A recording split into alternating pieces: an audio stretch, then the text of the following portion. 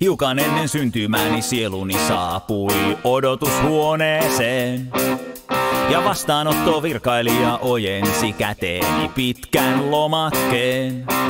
Siihen kissan kokoisilla kirjaimilla oli painettu vakava kehoitus lukea kokonaista ihmisen elämää koskeva sisältövaroitus.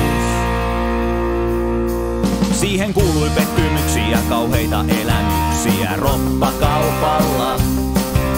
Ja lusikalla jaeltiin älyä, vaikka ois voinut antaa kauhalla.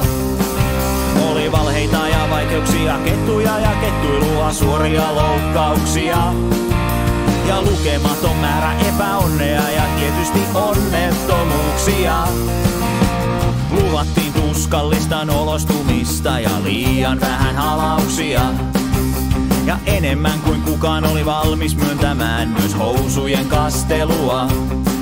Ennustettiin kuutiometreittäin laskuja ja velkoja ja kuoleman linjoja. Ja jostain syystä mainittu ei sanallakaan suuria lottovoittoja.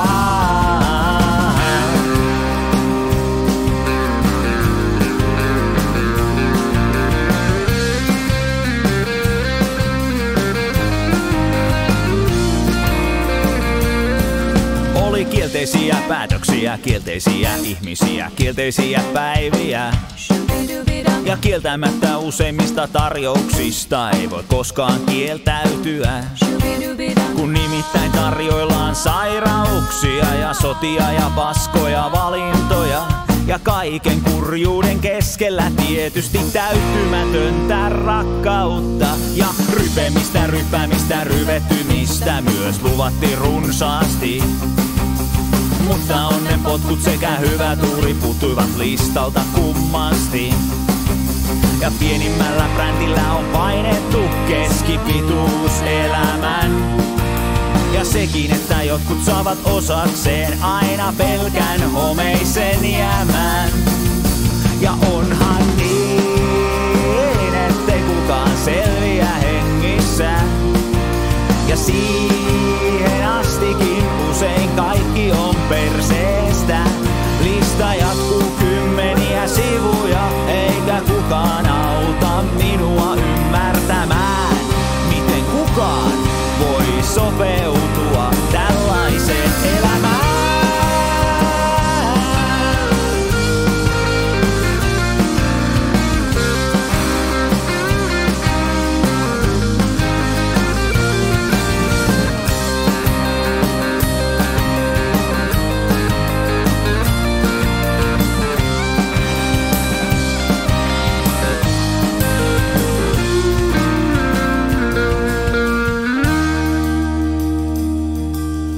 Tämän kaiken luin etukäteen ja kysyin, kuinka voi ollakaan, että tämän ryöpytyksen jälkeen joku suostuu vielä ihmiseksi alkamaan.